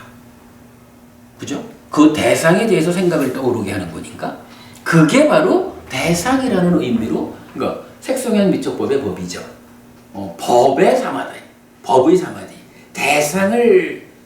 대상에 집중된 산매. 그래서 초선을 담마 사마디, 법의 산매라고 부르거든요. 그리고 그거를 넘어서서 찢다가 산매에 든다라는 표현을 제2선부터 적용을 해요. 그래서 제2선 이후를 찢다 사마디, 마음의 산매 이렇게 부르거든요. 그러니까 지금 여기서 그리고 이제 여기서 심을 안으로 진정되게 하고 가라앉게 하고 집중하고 산매에 든다라는 요 말이 또 이제 정형구로서 제2선에 들어가는 달리 말하면 무심무사의 산매죠. 그러니까 초선은 유심유사 위따가 위자라 있는 요거 법의 산매고 제2선부터는 무심무사 위따가 위자라가 다 가라앉은 상태인데 그 상태를 마음의 산매 찌따 사마디라고 뭐 경이 직접 사용하는 용어죠. 그래서 이제 여기는 위따가 위자라를 그러니까 생각을 떠오르게 하고 접근하는 이 일을 이건 아무런 두려울 거는 없는데 문제는 몸이 피곤해가지고 심이 산란해지면 산매를 잃어버리게 되잖아. 그러니까 그 상태를 오래 하지 않는다는 거예요. 초선의 그 상태를 오래 안 하고 더 마음을 안정시켜가지고 진정되게 해가지고 무심무사의 제2선으로 올라간다. 몸이 피곤해진다는 건 수행을 잘못하고 있다는 거예요. 여기서 이제 잘못이란 말은 쭉 산매를 성취해가지고 초선을 성취했다. 그래서 그 초선의 상태를 유지하고 있다. 이 부분으로는 잘못했다는 표현은 아니고, 그러나 다만 초선을 성취해서 이렇게 준비가 되면 제2선으로 더 높은 상태로 나아가는 일을 통해서 수행을 향상시켜야 되는데 그러지 못하고 초선에서만 머물고 있으면 초선이 깨지게 되잖아. 이런 측면으로는 잘못하는 거죠. 그러니까 그런 일이 생기기 전에 제2선으로 향상해라. 그러니까 잘못한다라는 것은 그 측면으로 보면 타당하죠. 예. 그래서 이제 어쨌든 그 원인은 무엇인가? 나에게 심이 산란해지지 않게 합니다. 그러면 요거는 달리도 말할 수 있죠. 우리가 이걸 산매 이야기를 하면서 무심무사의 산매를 얻어야 되잖아. 무심무사의 산매가 뭐가 좋아서 유심유사를 넘어서 가지고 무심무사로 가야 될까? 바로 이 얘기죠. 심이 산란해지지 않는다는 거예요. 초선의 상태는 어쨌든 그러니까 호흡이라고 하는 대상이죠. 이 대상에 대해서 생각을 떠오르게 해야 하는 이런 그 일이 진행되니까 결국은 몸이 피곤해진다. 그러면 마음이 산란해진다. 그러면 더 높은 경지로 깨달음으로 못 간다. 그러면 어떻게 이 마음이 산란하지 않아가지고 깨달음으로 갈까? 라고 하니 바로 그 위따가 위자라를 가라앉히고 더 이상 대상에 대해서 어떤 일을 하지 않는 상태로 심을 진정시켜라. 요 얘기를 해주는 거예요. 그래서 아주 중요한 표현이 왜 우리가 무심무사 제2선 찌따 사마디의 영역으로 가야 합니까? 초선에 계속 머물러 있으면 심이 산란해져서 깨달음으로 못 갑니다. 그것 때문에 심을 산란하지 않게 하려면 제2선으로 올라가야 됩니다. 이런 부분을 보는 거 사실은 굉장히 중요하죠. 자, 넘어갑니다.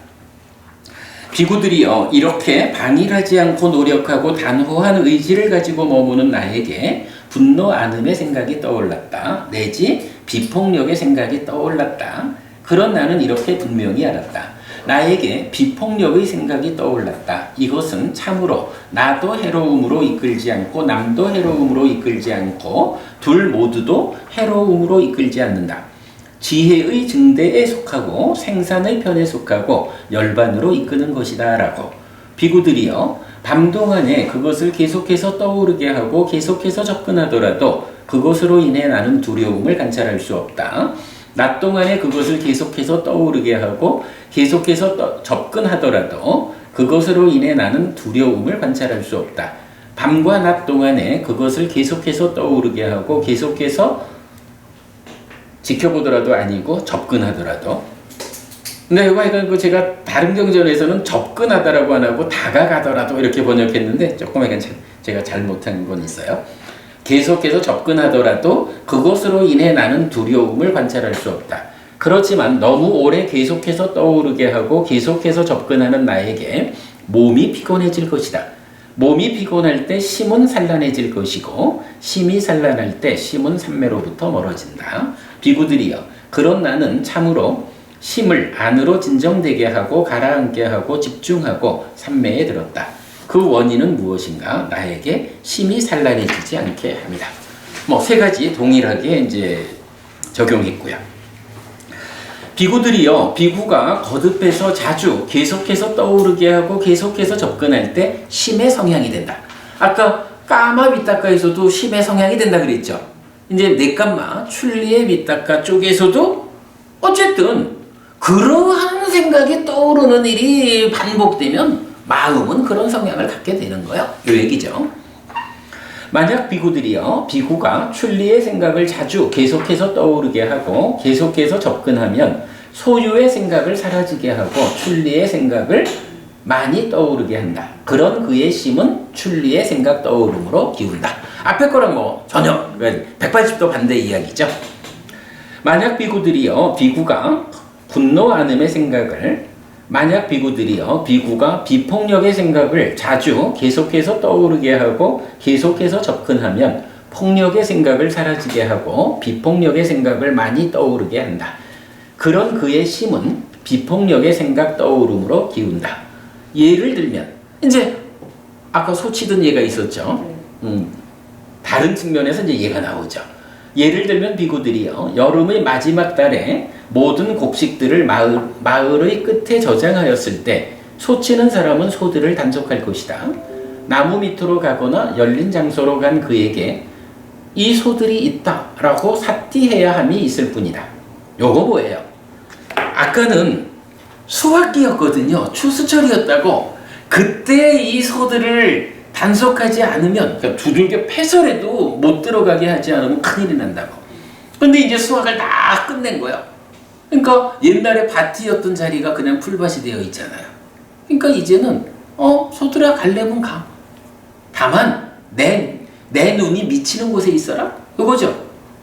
내 눈이 미치는 곳에 있어야지 보이지 않는 곳으로 너네 가버리면 안 돼. 해가지고 소들을 그만큼 단속하는 거예요. 지켜보고 있는 거예요. 요거죠. 실제로 그 시절이 되면 그거밖에 할 일이 없지 뭐. 혼날 일이 없는데 소들 보고 밭에 들어가지 말라고 꼭 여기서만 먹으라고 할 이유가 없죠. 그래서 이제 여기서 아주 중요한 표현이 그거예요. 이 소들이 있다라고 삿디한다. 내가 10마리의 소를 끌고 왔는데 10마리가 다 있구나. 요거면 된다고요. 그죠? 그래서 이처럼 비구들이요, 이 법들이 있다라고 삿디해야 함이 있을 뿐이다. 소유와 분노와 폭력이라는 이 생각들이 떠오를 때는 그거를 어떻게든 막아내야 됐거든. 근데 이제 그거 없고 출리와 분노하는과 비폭력의 위탁가라는 그야말로 두려워할 일이 없는 요런 위탁가가 떠오를 때는 지금 나한테 떠오르는 생각이 출리의 생각이구나 라고 출리의 위탁가가 있다라고 도와주면 되는 거다. 요게 박고부님 요런 표현이 어떤 거하고 좀 비슷한가요? 이게 좀 더 연결된 개념으로 보자면 수행지도에서 어떻게 돼요? 삼매라는 토대 위에서 첫째 마음이 일어나죠? 마음이 일어나면 어떤 일이 있어요? 법이 드러나잖아. 드러나는 법에 대해서 법의 밑바사나 해서 가잖아요? 요거 뭐 거의 그렇게 연결되는 거 아닐까? 법이 있다. 지금 초선에 들었더니 출리의 위탁가라는 법이 있고 분노하는의 위탁가, 비폭력이라는 위탁가가 있구나 라고 법이 드러난 거지. 이제 그 정도로 우리가 이해해도 되겠죠. 그렇게 좀 연결관계를 볼 수 있고 어쨌든 이제 이런 상태에서는 그러니까 여기는 지금 계속 생각이 떠오르는 상태를 말하니까 찌따사마디 제2선으로 간 상태는 아니에요. 그죠? 초선의 상태니까 초선에서 드러나 보이는 그 법들 이런 개념으로 접근했어요. 비구들이요 나에게 정지는 확고하여 게으르지 않았고 준비된 삿띠는 잊히지 않았고 몸은 진정되어 격렬하지 않았고 삼매를 닦는 심은 고요해졌다. 요거 뭔가요? 이런 일들을 하다 보니까 이제 내 정지는 확고해. 그래서 게으르지 않아. 삿띠가 준비되어 가지고 잊히지 않아. 그러니까 지속적으로 이어볼 수 있어. 몸이 진정되니까 몸에 방해가 없어졌어. 그래서 삼매를 닦는 심은 고요해졌어. 삼매에 들어갈 준비를 마쳤어. 뭐 요렇게 봐도 되고 뭐 그렇게 초선의 상태를 말해도 되고 비구들이요 그런 나는 소유의 삶에서 벗어나고 불선법들에서 벗어나서 윗닦아가 있고 윗자라가 있고 떨침에서 생긴 기쁨과 즐거움의 초선을 성취하여 머물렀다 해서 초선이 말하고 윗닦아와 윗자라의 가라앉음으로 인해 안으로 평온과 마음에 집중된 상태가 되어 윗닦아도 없고 윗자라도 없이 삼매에서 생긴 기쁨과 즐거움의 제2선을 성취하여 머물렀다. 기쁨의 바램으로부터 평정하게 머물고 삿띠 삼빠자나 하면서 머물고 몸으로 즐거움을 경험한다. 성인들이 평정을 가진 자, 삿띠를 가진 자, 즐거움에 머무는 자라고 말하는 제3선을 성취하여 머물렀다. 즐거움의 버림과 괴로움의 버림으로부터 이미 만족과 불만들의 줄어듦으로부터 괴로움도 즐거움도 없고 평정과 청정한 삿띠의 제4선을 성취하여 머물렀다.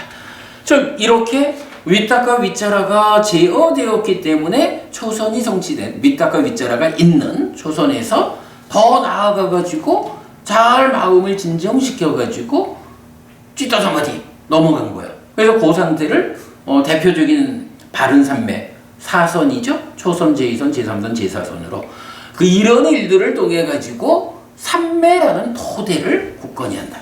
초선, 제2선, 제3선, 제4선 그렇게 성취해서 머물렀다라는 상태 제4선의 성취 상태에서 나는 이렇게 심히 삼매를 닦고 청정하고 아주 깨끗하고 침착하고 오염원이 없고 유연하고 준비되고 안정되고 흔들림 없음에 도달했을 때 이전의 존재 상태에 대한 기억의 암으로 심을 향하게 하고 기울게 했다. 요건 이제 우리가 보통 말하는 사선삼명으로의 깨달음, 그 중에 숙주명, 숙명통, 숙주명 그 부분을 쭉 설명하고 있거든요. 시간이 다 됐으니까 생략하고 넘어갈게요. 그러면 이제 그 밑으로 가면 세 번째 줄 밑에서 그러니까 숙주명을 쭉 설명하고는 이것이 비구들이여 참으로 나에게 밤의 초3분에 성취된 첫 번째 명이다. 방일하지 않고 노력하고 단호한 의지를 가지고 머무는 자의 그것처럼 무명이 버려지고 명이 생겼으며 어둠이 버려지고 빛이 생겼다. 요거 뭔가요? 밤의 초3분이라는 것은 밤 12시간을 4시간으로 나눠 놓은 거죠. 그런데 초3분에 성취된 첫 번째 명이다. 명이 성취됐다는 건 뭐죠? 번뇌가 부서짐으로써 무명이 버려지고 명이 생겨나는 요거죠. 근데 이제 사실 그 부분은 이제 누진 명에다가 적용해야 되는데 여기는 일단 부처님 깨달음의 과정을 이렇게 했고 초3분의 숙주명을 얻고 중3분의 천안명을 얻고 후3분의 누진명을 얻는 이렇게 이제 설명되어 나오는데 여기서는 그렇게 지금 적용해서 설명되고 있어요. 무명이 버려지고 명이 생겼다. 어둠이 버려지고 빛이 생겼다.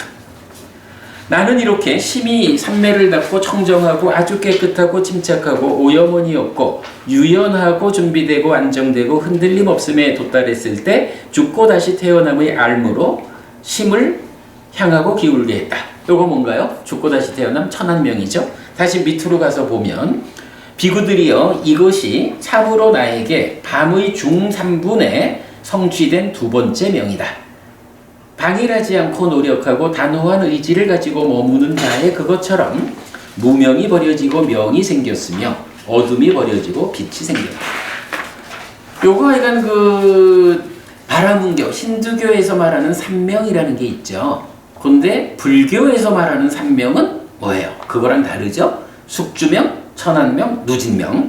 요 세 가지를 부처님은 당신의 깨달음의 과정에서 밤의 초3분에는 숙주명을 얻었다. 중3분에는 천안명을 얻었다. 후3분에 누진명을 얻었다. 그것이 완성이다. 이렇게 늘 말하죠. 다음에 나는 이렇게 심히 삼매를 닦고 청정하고 아주 깨끗하고 침착하고 오염원이 없고 유연하고 준비되고 안정되고 흔들림 없음에 도달했을 때 번뇌들의 부서짐의 알무로 심을 향하게 하고 기울게 했다.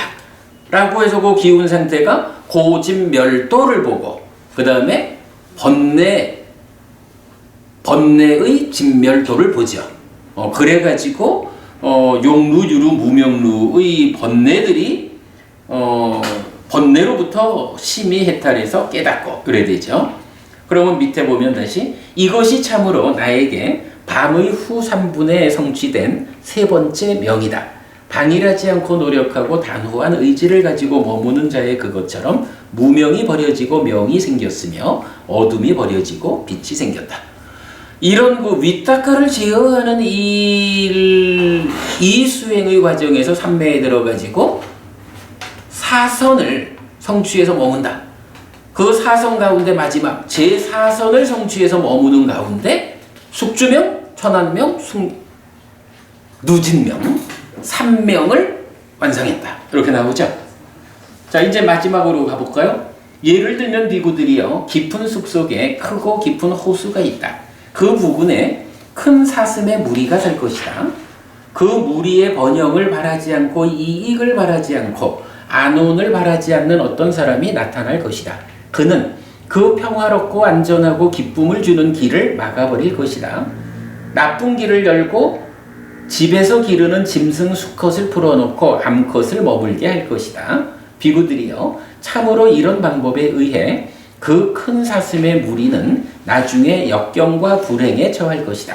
그러나 비구들이여 그 무리의 번영을 바라고 이익을 바라고 안온을 바라는 어떤 사람이 나타날 것이다. 그는 평화롭고 안전하고 기쁨을 주는 길을 열 것이다. 나쁜 길을 막고 집에서 기르는 짐승 수컷을 몰아내고 암컷을 쫓아낼 것이다. 비구들이여 참으로 이런 방법에 의해 그 큰 사슴의 무리는 나중에 번영하고 증가하고 가득하게 될 것이다.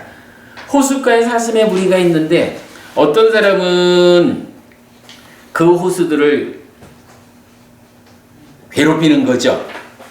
불행과 역경으로 몰고 가. 그런데 어떤 사람은 번영으로 몰고 가. 이렇게 이제 비유를 했어요. 비구들이여 나는 이 비유를 이익되는 정보를 위해 만들었다. 그리고 여기에는 이런 뜻이 있다. 크고 깊은 연못이라는 것은 비구들이여 소유의 삶을 지시하는 것이다. 지금 대표적으로 까마 요걸 말하고 있죠. 까마라는 것으로서 지금 중생의 삶, 특히 욕계 중생의 삶을 말하고 있어요. 큰 사슴의 무리라는 것은 비구들이여 중생들을 지시하는 것이다. 소유의 삶이라는 중생들의 삶, 욕계 중생의 삶, 여기에 중생들이 사슴의 무리로 있는 거예요. 번영을 바라지 않고 이익을 바라지 않고 안온을 바라지 않는 사람이라는 것은 비구들이요 마라 빠삐만트를 지시하는 것이다. 우리가 이건 마군 마군이 이렇게 부르는 게 요 표현이죠. 그러니까 마라가 그들을 안 좋은 방향으로 끌죠. 나쁜 길이라는 것은 비구들이요 여덟 요소로 구성된 삿된 길을 지시하는 것이니 삿된 견해, 삿된 사유, 삿된 말, 삿된 행위, 삿된 생활, 삿된 정진, 삿된 삿지, 삿된 삼매이다. 집에서 기르는 짐승 수컷이라는 것은 비구들이요 소망과 탐을 지시하는 것이다. 암컷이라는 것은 비구들이요 무명을 지시하는 것이다. 여기 소망과 탐이 함께한 걸 뭐라고 부르죠? 난디는 소망을 번역한 거고, 난디 그러니까 소망과 탐이 함께한 거, 난디 라가가 함께한 걸 뭐라고 부르죠? 가래잖아. 가래는 우리 이 따까라는 개념에서 보면 따까의 결과로 가래가 나오는 거죠. 이 따까 안에 뭐가 있어요? 제일 이제 근본으로는 무명이 있잖아. 그래서 무명과 가래 이렇게 말하는 거잖아. 그죠? 그런데 지금 이 경은 재밌는 게 집에서 기르는 수컷이 있는 거야. 수컷 짐승. 수컷 짐승을 가래에다 비유를 하고 거기에 암컷이 있어가지고 암컷이 어머니의 역할을 하는 거잖아. 무명이라는 것이 암컷으로 비유가 된 거야. 무명이 따까 안에서 모든 것의 근본자리 어머니의 역할을 해주고 있고 거기에 따까 밖으로 나오면 어쨌든 이게 돈 벌러 나가는 아빠인가? 그 개념이 되죠? 짐승 수컷 이래가지고 소망과 탐, 즉 가래를 수컷에 비유한 거는 그런 역할이지. 세상을 직접 만나는 그 자리에서. 그래서 무명과 가래가 이렇게 비유된 건 아주 재밌는 비유죠. 번영을 바라고 이익을 바라고 안온을 바라는 사람이라는 것은 비구들이요 열의 아라한 정등각을 지시하는 것이다. 평화롭고 안전하고 기쁨을 주는 길이라는 것은 비구들이요 여덟 요소로 구성된 성스러운 길을 지시하는 것이니 바른 견해, 바른 사유, 바른 말, 바른 행위, 바른 생활, 바른 정진, 바른 사띠, 바른 삼매이다. 해서 비유가 끝났어요. 이렇게 비구들이요 나는 평화롭고 안전하고 기쁨을 주는 길을 열었고 나쁜 길을 막았고 집에서 기르는 짐승 수컷을 몰아냈고 가래를 몰아냈고 암컷을 쫓아냈다. 무명을 버렸다. 비구들이여 제자들을 위해 베푸는 자인 스승이 행해야 하는 것을 연민하기 때문에 나는 그대들을 위해서 했다. 비구들이여 나무 밑이 있고 빈집이 있다. 비구들이여 선을 하라. 방일하지 마라. 나중에 뉘우침이 있게 하지 마라. 이것이 그대들을 위한 우리의 교본이다. 결국은 경의 끝에서 이어지는 가르침이다. 이것이 윗닦아를 제어해서 사선삼명으로 깨달음에 가는 거기에 이런 비유로서 부처님의 역할을 드러낸 이것이 이어지는 가르침이다. 이렇게 말해준 거죠. 세존은 이렇게 말했다. 그 비구들은 아주 기뻐서 세존의 말씀을 즐거워하였다라고 했어요. 참고로 우리가 이제 윗닦아에 대한 오늘 중요한 공부를 했는데 이 이어지는 가르침의 용례에 속하지 않기 때문에 이번에 보지 않을 거지만 요게 지금 마지막이니까 19번이잖아요. 마지막이니까 20번 경이 윗닦아의 구성경 이래 되는데 번역하기에 따라서는 윗닦아 가라앉음 경 이렇게도 번역할 수 있거든요. 여기서 이제 지금 중심 주제가 뭐야? 윗닦아라는 거 이렇게 나쁜 거 좋은 거가 있는데 말하자면 나쁜 거 가라앉히고 좋은 거가 떠오르게 해서 깨달음으로 이끌어 가야 되잖아. 박고부님 그거 안 필요할까요? 어떻게 해야 이 윗닦아가 가라앉을까? 그래. 근데 그것만 갖고 다 되면 좋은데 근데 이제 마지막이니까야 20번 경 요거니까 바로 이 경의 다음 경이죠. 마지막 그러니까 윗닦아의 구성경 또는 윗닦아의 가라앉힘 경에서는 어떤 방법으로 이 윗닦아를 가라앉혀야 하는가 해서 5 과정으로 마지막에 가면 정 안 되면 혀를 입천장에 붙이고 이빨을 꽝꽝 하고 용을 써서라도 안 좋은 윗닦아가 떠오르는 것을 막아라. 이렇게 이제 나오는데 그게 5단계로 나와요. 당분간 우리가 이 경을 공부할 형편은 안 될 것 같은데 제가 내일 수업 보고에다가 맞지만 20번경 연결해 드릴 테니까 읽어보시면 설명 없이도 충분히 아실 수 있을 거예요. 자, 오늘 수업 이렇게 마쳤습니다. 수고하셨습니다. 감사합니다.